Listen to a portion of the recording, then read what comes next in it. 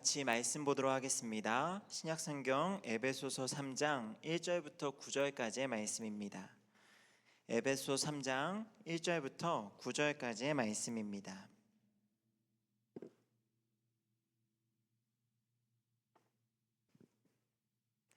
우리 한 절씩 교독하면서 읽도록 하겠습니다. 이러므로 그리스도 예수의 일로 너희 이방인을 위하여 갇힌 자 된 나 바울이 말하거니와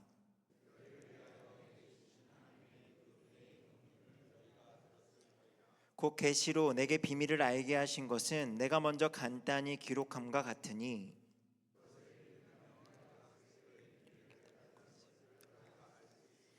이제 그의 거룩한 사도들과 선지자들에게 성령으로 나타내신 것 같이 다른 세대에서는 사람의 아들들에게 알리지 아니하셨으니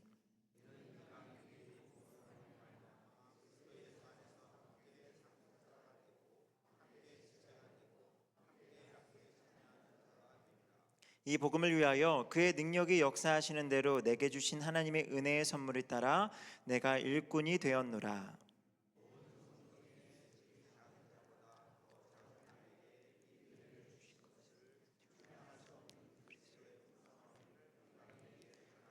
함께 읽겠습니다. 영원부터 만물을 창조하신 하나님 속에 감추어졌던 비밀의 경륜이 어떠한 것을 드러내게 하려 하심이라. 아멘. 1월부터 시작한 은혜로 기도회가 이제 12차 마지막을 향해 달려가고 있습니다. 60일을 모인다라는 것이 결코 쉬운 일이 아님에도 은혜를 사모하고 달려나오신 우리 성도님들을 정말 많이 축복하고요. 이미 우리 가운데 크신 은혜가 임하고 있는 줄 믿습니다. 오늘 말씀은요, 그 누구보다 은혜의 시간에 살았던 사도 바울의 이야기를 같이 나누고자 합니다.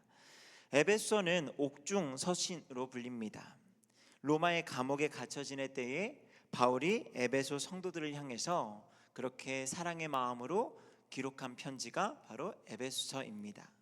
3년이라는 긴 시간 동안 바울의 가르침을 받았던 성도들이 바울이 옥에 갇혔다는 이야기를 듣고 또 그곳에서 또 사랑의 마음으로 편지를 썼다라는 것을 듣고 그 편지를 읽을 때 그들은 어떤 마음이었을까요? 아마 안타까운 마음이 가득했으리라 생각이 되고요. 또한 걱정도 되었을 겁니다.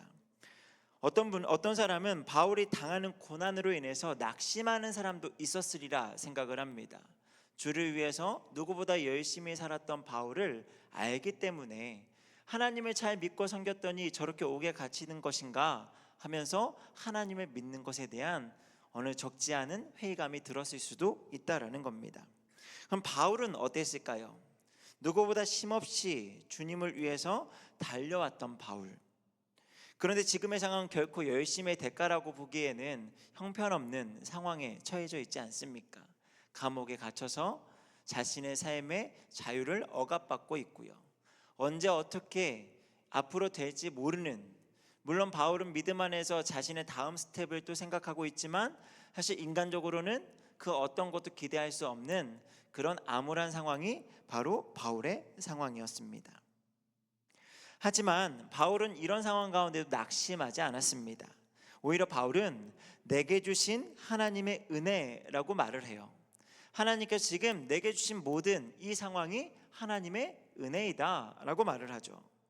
하나님의 은혜가 너무 컸기 때문에 지금 자기가 어떤 환경에 있다 할지라도 지금의 상황과 고난을 이기게 하시고 또 낙심하지 않도록 마음을 지켜주신다라고 지금 확신하고 있는 겁니다. 누가 보아도 마음 상하고 힘들어 보이는 옥에 갇혀 있는 바울, 그런 바울이 말하는 은혜가 무엇일까요? 우리 2절 말씀을 같이 한번 읽도록 하겠습니다. 2절입니다. 시작. 너희를 위하여 내게 주신 하나님의 그 은혜의 경륜을 너희가 들었을 터이라. 하나님의 그 은혜의 경륜이라고 말을 합니다. 은혜를 경륜으로 소개하고 있습니다. 경륜이라는 단어는요, 헬라어로 오이코노미아라는 단어를 씁니다. 이 말은요, 청지기가 하는 일, 직무를 뜻하는 단어입니다. 이 단어가 하나님을 향해 사용되었을 때에는요, 하나님이 우리 인간을 향해 가지고 계신 구원을 위해서 일하시는 놀라운 신비로운 역사들을 표현할 때 사용됩니다. 하지만 사람에게 이 오이코노미아라는 단어가 쓰일 때는 그 의미가 좀 달라지는데요. 직무 또는 사명이라는 단어로 그렇게 해석되어집니다. 이 경륜, 사명이 하나님이 주신 은혜라고 지금 고백하고 있는 거예요. 이어지는 말씀에서 그 의미를 조금 더 분명하게 알 수 있는데요. 3절과 4절을 같이 한번 읽도록 하겠습니다. 3절과 4절입니다. 곧 계시로 내게 비밀을 알게 하신 것은 내가 먼저 간단히 기록한과 같으니 그것을 읽으면 내가 그리스도의 비밀을 깨달은 것을 너희가 알 수 있으리라. 바울은 하나님의 계시를 통해서 비밀을 알게 하셨다라고 말을 하고 있습니다. 비밀이라는 말은요, 누구나 쉽게 알 수 없는 걸 뜻하죠. 누구나 다 아는 거면 비밀이라고 하지 않습니다. 누구나 쉽게 알 수 없는 것들을 비밀이라 말하죠. 기독교 신앙에 있어서 특별히 바울이 말하는 비밀은요, 부활을 믿지 않고는 결코 살아낼 수 없는 현실, 절대로 흉내낼 수 없는 삶을 이야기합니다. 그러니까 절대 하나님을 믿지 않고 예수님을 믿지 않고는 절대 이해할 수 없는 삶의 방식, 그것이 바로 지금 바울이 말하는 그리스도의 비밀이라는 거예요. 인생에 찾아오는 수많은 역설의 상황들이 그리스도의 삶의 방식을 통해서 이해될 수 있다는 것, 또한 내 삶이 그리스도라는 공식을 깨달아야지만 얻을 수 있는 그런 깊은 은혜, 이것이 바로 그리스도의 비밀이라는 거예요. 오해받고 고난당하다가 감옥에 갇혀 죽음을 기다려야 되는 받아들이기 힘든 상황을 예수 그리스도를 통해서 깨달을 수 있는, 이해할 수 있는 것, 그것을 바로 비밀이라고 우리에게 말씀하고 있습니다. 바울은 자신의 삶의 시계를요, 그리스도의 시간에 맞춰 살았습니다. 그냥 모든 사람들이 다 가지고 있는 똑같은 시간에 살았던 것이 아니고요, 그리스도의 시간에 맞춰 살았습니다. 그래서 자신이 처한 모든 상황을 은혜로 여길 수 있었던 거예요. 하나님께서 허락하신 은혜의 시간을 살았다라고 볼 수 있다라는 거죠. 그래서 9절에 시간과 관련된 단어 하나를 사용하는데요, 바로 영원이라는 말을 사용하고 있습니다. 여러분, 영원이라는 말을 어떻게 이해하고 계십니까? 우리는 때로는 사랑을 표현할 때 영원히 사랑해 라는 말을 하죠. 영원하게 내가 너를 정말 끝까지 사랑하고 품을 거야 라고 하는 말들로 우리는 영원이라는 단어를 종종 사용할 때가 있습니다. 하지만 영원이라는 단어가 길어야 100세 전후로 사는 우리 인간이 이해할 수 있는 말일까요? 사실 저는 영원이라는 말을 우리가 이해할 수 있다라고 이전에 생각을 했는데, 아무리 생각을 해도 100년, 짧게는 60, 70, 80을 살아가는 우리 인생으로 이 영원이라는 시간을 이해하는 것이 불가능하다라는 생각을 했던 것 같습니다. 사실 우리 인간이 가진 지혜, 우리가 가진 이해로는요, 이 영원이라는 단어를 이해할 수 없다라는 거죠. 그저 느낌적으로 어떻다라는 것을 알 뿐 사실 우리는 완벽하게 알 수가 없습니다. 그래서 저는 이 영원이라는 단어 앞에 꽤나 많이 답답해하고 이 영혼을 어떻게 하면 이해할 수 있을까 많이 고민했던 시간이 있었습니다. 그런데요, 이 영혼이라는 단어를요, 하나님께서 아브라함에게 주셨던 말씀에서 처음으로 이해할 수 있었습니다. 우리 창세기 15장 5절 말씀을요, 같이 한번 읽어볼까요? 창세기 15장 5절입니다. 시작. 그를 이끌고 밖으로 나가 이르시되 하늘을 우러러 무뼈를 셀 수 있나 보라. 또 그에게 이르시되 내 자손이 이와 같으리라. 여러분, 하늘에 별이 쏟아진다라는 느낌 받아보신 적 있으신가요?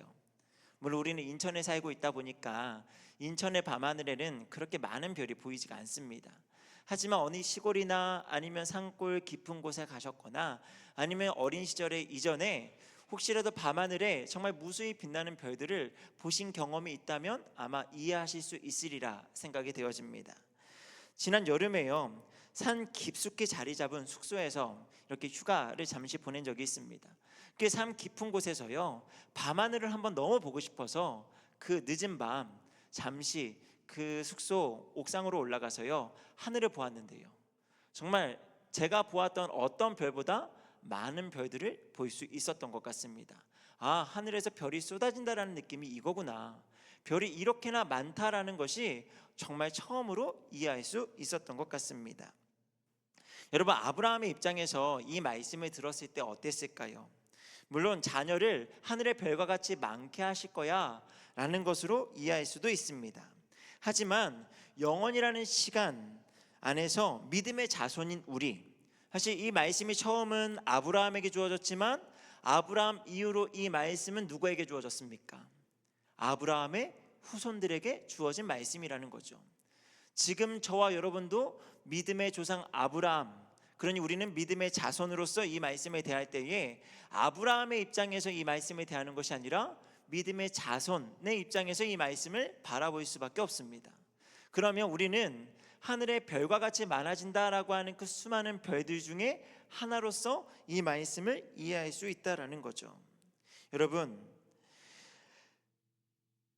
우리가 사는 100년도 되지 않는 시간이 이런 셀 수 없는 별들 중 하나라고 하는 이 개념이요, 바로 영혼을 이해할 수 있는 첫 걸음이 아닐까요? 우리 각자에게 자신의 인생은요 너무나 소중하지만 사실은 하늘의 수많은 별들 중에 별 하나를 이야기할 때에 정말 어찌 보면 없어도 된다라고 생각할 수 있을 만큼 아주 작은 일부에 지나지 않는 하나의 별, 사실 우리의 시간도 마찬가지라는 거죠.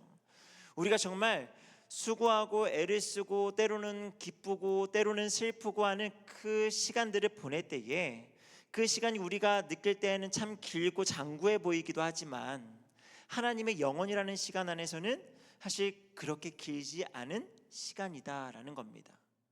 하루가 천년 같고 천년이 하루와 같은 하나님의 시간 안에서는요, 우리가 살아가는 인생이 정말 하늘의 수많은 별들 중에 하나에 지나지 않는다라는 거예요. 여러분, 이 개념을 이해하는 것이 왜 중요한가 하면요, 우리는 때로는 우리 인생을 이해할 때 있어서 지나치게 내 인생을 너무 과대평가하거나 아니면 너무 지나치게 소중하게 여길 때가 있어요. 소중하게 여기지 말라는 이야기가 아닙니다. 중요하긴 중요한데 하나님의 영원이라는 시간 안에서 우리 인생은요 작은 일부라는 거예요. 그리고 그 하나님의 영혼이라는 시간에서 그 작은 일부로 조각을 채워나가는 데 있어서 그것만 해도 우리는 충분히 인생을 잘 살았다 이야기할 수 있다라는 거죠. 하지만 이것을 이해하지 못하면요, 우리는 우리의 인생을요 지나치게 힘을 주고 때로는 내가 가지고 있는 잘못된 가치관 속에서 인생을 낭비할 수도 있다라는 겁니다. 우리가 이러한 시간 개념을 가져야 비로소 마음을 비우고 나 자신을 하나님께 드릴 수 있습니다. 하나님의 영혼이라는 시간 안에서 하나님의 영광을 드러내는 작은 조각으로서의 인생을 살아갈 수 있다라는 것입니다. 또한 사도 바울은요 8절에서 자신을 이렇게 소개하고 있는데요, 모든 성도 중에 지극히 작은 자보다 더 작은 자. 지금 사도 바울이 사실은 이 에베소 교회를 정말 전도하고 양육하고 3년 동안 열심히 수고해서 누가 보아도 사실 사도 바울은 가장 어른이었고 가장 존경받는 위치에 있는 사실 높은 자리에 있다라고 보아도 무방할 만한 사람입니다. 하지만 사도 바울이 뭐라고 이야기하죠? 모든 성도들 중에 작은 자보다 더 작은 자. 그러니까 지금 내가 이 교회 안에서 가장 작은 자라고 이야기를 하는 거예요. 사실 바울은요 지혜와 지식과 열정과 성취에 있어서 지극히 크다는 사도들보다도 조금도 부족함이 없는 사람이었습니다. 사실 예수님의 제자들 우리 알잖아요. 예수님을 따르던 제자들 12명 중에 절반은 그냥 고기를 잡던 어부들이었습니다. 그렇게 대단한 사회 교육을 받지 못하고 그냥 그렇게 어부의 일을 하고 자랐던 사람들이요. 때로는 무시를 받던 세리의 일을 하던 사람도 있었고요.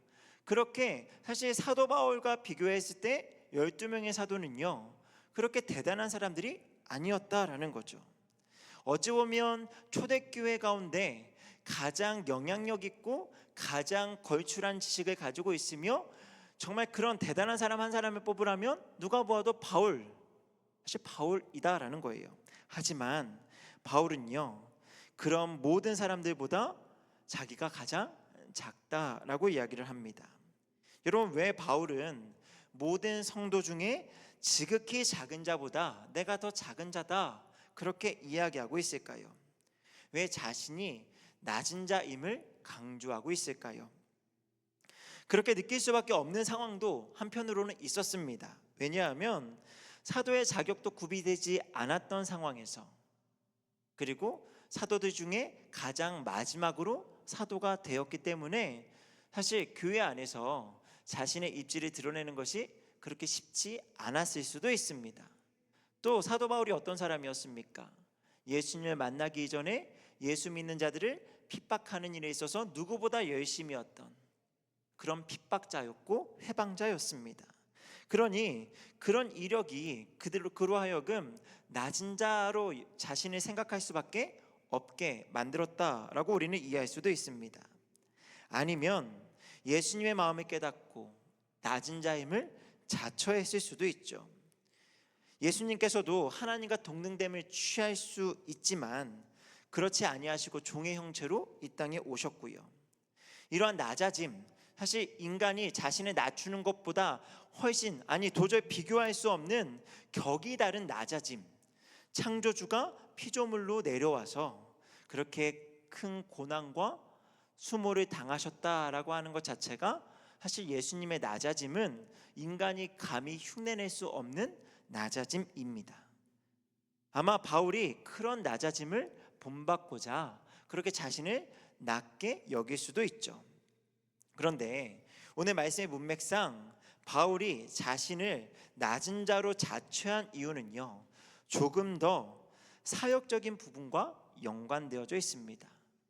그냥 단지 존재론적으로 내가 낮은 자입니다라는 것을 이야기하는 것이 아니라 사역적인 부분에서 내가 낮은 자다라고 이야기하고 있다라는 거예요.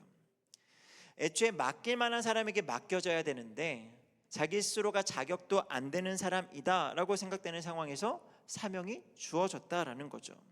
그것도 위대한 사명, 이전에 누구도 걸어보지 않았던 그 길을 선구자와 같이 개척해 나가야 되는 사명이 주어지니 자신이 한없이 작게 느껴졌을 수도 있을 겁니다.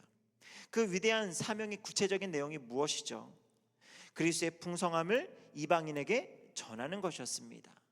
그런데 사실 예수님을 이방인에게 전한다라고 하는 것은요, 결코 쉽지 않은 일입니다. 사실 그 누구도 하지 않던 일이었고 하기 어려운 일이었다라는 거죠. 동족에게 예수님을 전하는 것도 힘든 일이었는데 문화와 언어와 가치관이 다른 이방 민족에게 전도한다라는 것은요, 정말 어려운 일이죠. 지금이야 글로벌 시대라 하지만 과거에는 사실 내 옆에 있는 나라가 가장 원수 나라였거든요. 지금은 옆에 있는 나라 하면 우호 국가 아니면 같이 힘을 모으는 주변 국가라고 이야기하지만 이전에는 정복 전쟁이 활발하던 그 고대 사회에서는요, 이웃 나라가 적국이었어요. 언제든지 내 재산과 내 가족에게 위협이 될 수 있는 사람들이었습니다. 그래서 사실 옆에 있는 나라 이방 국가들은요, 그렇게 호의를 가지고 대할 수 있는 사람들이 아니었다라는 거죠. 뭐 지금처럼 비행기를 타고 저 멀리 가서 복음을 전하는 것도 아니죠. 그냥 걸어서 교통수단을 가지고 육로를 통해서 가는 곳, 자신이 살고 있던 예루살렘, 또한 자신이 살고 있던 이스라엘과 인접해 있는 나라들을 지낼 때마다 자신에게 적대감을 가지고 있는, 호의를 갖지 않고 있는 사람들에게 복음을 전한다라고 하는 것은 결코 쉬운 일이 아니었을 거죠. 또한 복음을 제대로 증거하기 위해서는요, 자신의 민족적인 정체성과 익숙한 습관들을 다 내려놓아야만 했습니다. 특히나 바리새인 중에 바리새인, 히브리인 중에 히브리인이었던, 율법의 준행에 있어서는 누구보다도 열심이었던 바울의 경우에 이방인의 사도로 살아간다는 게 더 힘들지 않았을까요? 왜요? 이방인들을 용납해야 하거든요. 그래서 그런 용납하는 것 가운데 그 마음을 잊지 않고자 자신을 가장 낮은 자, 내가 가장 낮은 자다라고 하는 것을 마음에 새기고 또 다시 새기는 일을 반복했으리라 생각이 되어집니다. 그래서 사도 바울은요, 그런 이유 때문인지 자신이 지극히 작은 자다라고 하는 이야기들을요, 서신서 곳곳에서 이야기를 해요. 나는 참으로 작은 자입니다. 나는 정말 작은 자입니다. 그런 각오를 소개하는 말씀이 또 한 절 있습니다. 고린도전서 9장 19절 말씀을 같이 한번 읽도록 하겠습니다. 시작. 내가 모든 사람에게서 더 많은 사람을 얻고자 함이라. 복음을 전한다라는 것은요, 자신의 자유를 포기하는 일입니다. 자유만 포기하는 것이 아니라 복음을 전파하는 대상에게 스스로 종이 되고자 자처하는 일이에요. 이것은 마치 나의 기호와 기준과 유익과 판단을 다 포기하는 죽음과도 같다라는 겁니다. 그래서 바울은 어떠한 희생과 비용을 지불할지라도 자신에게 주어진 분에 넘치는 사명을 감당할 수만 있다면 그 사명을 외면하지 않고 기꺼이 맡는, 주님 앞에 쓰임받는 일꾼이 되고자 마음에 소원하고 또 소원했다라는 거예요. 오직 더 많은 사람을 얻고자, 더 많은 생명을 살리고자 그렇게 헌신하는 자리로 나아갔습니다. 그래서 감당하기 어려운 시간이 지날 때에도요, 그 시간을 그냥 무의미하게 아니면 불평과 원망으로 보낸 것이 아니었고요, 하나님의 영혼이라는 시간 안에서 하나님의 뜻을 드러내는 시간, 하나님의 영광을 드러내는 시간으로 여기며 감사하며 그 시간을 보낼 수 있었으리라 생각되어집니다. 저는 개인적으로 단기 선교를 꽤나 여러 차례 다녀왔던 것 같습니다. 선교를 다녀올 때마다 공통점이 하나 있었는데요, 제가 준비해서 준 것보다 더 많은 은혜를 받고 왔다라는 겁니다. 사실 선교회지에 가서 선교를 한다라는 거 은혜를 베풀러 가는 거잖아요. 그런데 제가 준비했던 것보다 더 많은 은혜를 받고 돌아왔습니다. 그래서 한번 생각해 보았습니다. 유독 선교지에서 많은 은혜를 받는 이유는 무엇일까? 이곳에서도 많은 은혜를 누릴 수 있을 텐데 왜 유독 선교지에 갔다 오면 더 많은 은혜를 누릴까? 이건 저의 이야기뿐만 아니고 선교를 다녀오신 분들 대부분 하는 이야기거든요. 그리고 하나의 결론에 이르게 되었는데요, 그 이유가 무엇인가 생각을 해봤더니 정해진 기간, 뭐 일주일이면 일주일, 2주일이면 2주일, 한 달이면 한 달, 그렇게 시간을 정해놓고 그렇게 다녀오는 그 기간 동안 오직 하나님 나라를 꿈꾸며 전념했기 때문이 아니었을까? 사실 이곳에서 지낼 때에는 때로는 뭐 저에게 주어진 무언가를 해야 되고 일을 해야 되고 먹고 살 걱정도 해야 되고 가족도 돌봐야 되고 여러 가지 일들을 해야 되지만, 선교지에 가서는요, 어쨌든 그 선교하는 기간 동안은 내게 주어진 시간이다라고 하면서 하나님 나라를 세워가기 위해서, 복음 전파를 위해서 헌신의 자리에서, 사명의 자리에서 정말 아침, 점심, 저녁 시간을 가리지 않고 기도하고 찬양하고 예배하고 전도하고 하는 일들을 계속적으로 반복했기 때문이 아닌가라는 생각이 들었다라는 거죠. 여러분, 당연히 은혜가 임하지 않겠습니까? 전심에서 주님을 찾고 주님의 나라를 구하는데 은혜가 임하지 않을 수 없다라는 거죠.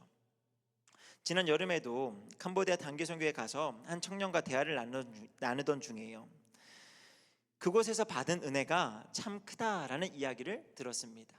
그러면서 돌아가면 이 은혜를 못 받을 것 같고 그래서 여기가 너무 좋아서 여기 계속 있고 싶다라는 이야기를 들었던 것 같습니다. 그래서 그 청년에게 이렇게 말했습니다. 물론 선교지에서 받는 은혜를 돌아가서 한국에서 받는 건 아마 불가능할 거야. 하지만 이곳에서 마음 먹고 살았던 것처럼 정말 아침부터 저녁까지 주를 위해 살고자 한다면 가정과 일터 그리고 교회에서 우리가 그런 은혜를 여전히 누릴 수 있지 않을까? 우리 한번 노력해보자 라는 이야기를 잠시 나누었던 것 같습니다. 여러분, 선교를 가기 위해서요, 많은 시간을 투자하고요, 때로는 내 돈도 써가면서 땀 흘리고 노력해야 합니다. 많은 것들을 내어주어야 한다는 거예요. 그런데 여러분, 그렇게 내 것을 많이 드리는 그 자리가 은혜의 자리라고 이야기하는데 누구도 주저하지 않았습니다. 이게 정말 신기한 경험 아닐까요? 내 것을 주저하지 않고 아낌없이 드리는데, 헌신하는데 그곳이 은혜의 자리였습니다. 그 지난 선교를 다녀와서 선교팀 모두가 설문을 하고 한 가지 설문에서 100% 응답이 나온 게 하나가 있는데요. 선교지에 다시 가게 된다면 선교지에 가시겠습니까? 라고 할 때 100% 가겠습니다 라는 거예요. 얼마나 감사했는지요. 그런데 아직 선교 신청을 지금 받고 있는데 다 안 들어왔어요. 이게 참 아이러니입니다. 이게 갔다 와서 얼마 지나지 않았을 땐 다 가고 싶다고 했는데 시간이 좀 지나니까 이게 은혜가 좀 사그라들었는지 지금 아직 신청이 다 안 들어왔어요. 여러분, 작년 말에 24년도 올해의 계획을 세우면서 은혜로 기도회를 처음 준비하면서 60주년을 맞아 이 기도회에 집중해야겠다, 목사님께서 말씀하신 부분이었거든요. 올해 여러 가지 창립 60주년을 맞이해서 여러 가지 우리가 행사를 하겠지만 그 중에서도 가장 첫 번째는 은혜로 기도회다라고 말씀을 하시면서 교육자들과 우리 목숨을 걸자라고 말씀을 하셨어요. 그리고 목사님의 강조점은요, 이 기도회가 단순히 은혜 받는 자리가 아니라, 그런 수동적인 자리가 아니라 헌신의 자리임을 그렇게 이야기하셨습니다. 우리의 시간을 내어서 기도의 자리에서 하나님 나라를 구하는 1차원적인 헌신, 또 말씀 가운데 기도하며 변화를 받아서 교회와 삶의 터전에서 헌신하는 성도들이 되는 것, 그런 헌신, 그것을 꿈꾸자라는 거였어요. 참 바쁘게 살아가는 성도님들의 삶을 알고 있습니다. 하지만 그럼에도 하나님께 시간을 구별하여서 헌신하고, 그렇게 우리의 신앙에 불을 지피고 헌신의 자리에서 은혜를 누려보자라는 것이 이 은혜로 기도의 취지였습니다. 그리고 실제로 시간을 구별하고 헌신하고 은혜 자리에 나왔더니 저 여러분 모두에게 하나님의 큰 은혜가 임하지 않았습니까? 여러분, 은혜의 시간을 살고 계십니까? 이 말을 조금 바꾸어서요, 여러분을 향한 그리스도의 비밀을 발견하셨습니까? 사명의 자리에서 헌신하고 계십니까?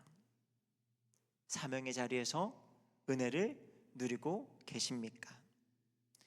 우리는 간혹 오해하고 착각하는 게 있습니다. 우리가 누리는 은혜를 이야기할 때에 사실 이 세상에서 얻을 수 있는 부와 명예, 남부럽지 않게 살아가는 것을 은혜라고 이야기하는 거예요. 물론 그것도 은혜의 한 부분일 수는 있습니다. 하지만 그것이 정말 최고의 은혜라고 이야기할 수 있겠습니까? 그것이 정말 우리 성도가 가질 수 있는, 얻을 수 있는 정말 진짜 은혜라고 이야기할 수 있을까요? 성경은요, 그렇지 않다라고 이야기를 합니다. 디모데후서 2장 20절과 21절에 이런 말씀이 있는데요, 우리 같이 한번 읽도록 하겠습니다. 시작. 큰 집에는 금그릇과 은그릇뿐 아니라 나무그릇과 질그릇도 있어 귀하게 쓰는 것도 있고 천하게 쓰는 것도 있나니, 그러므로 누구든지 이런 것에서 자기를 깨끗하게 하면 귀히 쓰는 그릇이 되어 거룩하고 주인의 쓰심에 합당하며 모든 선한 일에 준비함이 되리라. 큰 집에 금그릇, 은그릇, 나무그릇, 질그릇이 있습니다. 어떤 그릇이 가장 가치 있는 그릇일까요? 관상용으로 보기 좋은 그릇이 좋은 그릇이다 라고 말을 할 수도 있고요, 재료와 성분의 가치에 따라서 금과 은그릇이 가장 좋은 그릇입니다 라고 말할 수도 있습니다. 하지만 성경은요, 가장 귀한 그릇은 깨끗한 그릇이다 라고 말을 하죠. 여러분, 왜 이 그릇들 가운데 깨끗함을 강조하고 있습니까? 왜 재료의 성분, 그 구성이 어떻게 이루어졌는가를 이야기하지 않고 깨끗한 그릇이 가장 귀한 그릇이다 라고 이야기할까요? 그것은요, 그릇의 가치는 쓰임에 있기 때문이다 라는 거예요. 그릇의 가치는 물론 관상용으로 볼 수도 있지만 그보다 더 우선하는 그릇의 처음 용도는요, 쓰이는 거예요. 음식을 담고 또한 사물을 담아 올려놓는 그런 쓰임의 그릇의 가치가 결정된다라는 거죠. 여러분, 깨끗하지 않은 그릇에 우리가 음식을 담을 수 있습니까? 더러운 그릇에 우리가 소중히 여기는 것들을 담아낼 수 있나요? 아니요. 오직 깨끗한 그릇이라야 그 용도에 맞게 쓰일 수 있다라는 거죠. 그제서야 진정한 가치가 발휘된다라는 겁니다. 여러분, 우리 인생도 마찬가지 아닐까요? 우리 인생은 깨끗하게 준비되어서 하나님께 쓰임 받을 때 가장 빛나는 줄 믿습니다. 우리가 아무리 예쁘게 치장을 하고 멋있게 우리를 그렇게 가꾸어 간다 할지라도 하나님 앞에 깨끗하게 준비되어서 쓰임 받지 않으면요, 우리 인생은 결코 빛나는 인생이 아니다라는 거예요. 우리가 아무리 좋은 집에 살고 아무리 멋진 옷을 입고 아무리 좋은 차를 타고 다닌다 할지라도 우리가 하나님 앞에 깨끗하게 준비되어서 귀하게 쓰임 받지 않으면 우리 인생은 결코 빛나는 인생이 아니다라는 겁니다. 성도 여러분, 사명의 자리가 혹 우리를 괴롭게 하고 우리를 힘들게 하는 자리라 여기지는 않으십니까? 만약 그렇다면 오늘 말씀 가운데 다시 한번 그 은혜의 경륜, 그리스도의 비밀을 발견하시기를 소망합니다. 결코 그 자리가요, 우리를 힘들거나 괴롭게 하는 자리가 아니라 우리를 빛나게 하는 자리라는 것을 꼭 기억하시기를 바랍니다. 그제서야 우리가 진정 이 땅에서 누릴 수 있는 가장 큰 은혜를 누릴 수 있다는 것을 꼭 기억하시기를 소망합니다. 말씀 맺도록 하겠습니다. 사도 바울은 비록 옥에 갇혀 있지만 그는 감사와 행복이 넘치는 시간을 보냈습니다. 자신을 향한 하나님의 기대 가운데 설레임을 가지고 있었고요. 그 모든 이유는 하나님의 은혜의 시간에 살고 있었기 때문입니다. 여러분, 이 시간 사도 바울과 같이 영원이라는 하나님의 시간 안에서 나 자신의 작음을 발견하시기 바랍니다. 나 자신이 작다라는 것을 발견하는 것이 결코 손해보는 일은 아닙니다. 오히려 그 작고 연약한 내가 하나님께서 사용하시는 한 조각이 될 수 있는 것, 이 비밀을 안다면 우리는 이 세상에서 가장 가치 있는 인생을 살게 될 거고요, 가장 빛나는 인생의 주인공이 될 줄 믿습니다. 그렇게 살아갈 때 우리도 사도 바울과 같이 은혜의 시간을 살며 은혜 안에 주님께 영광이 되는 그런 삶을 살게 될 줄 믿습니다. 우리 이 시간 함께 찬양하면서 기도하는 시간을 갖고자 하는데요, 우리 오직 주의 사랑에 매여라는 찬양을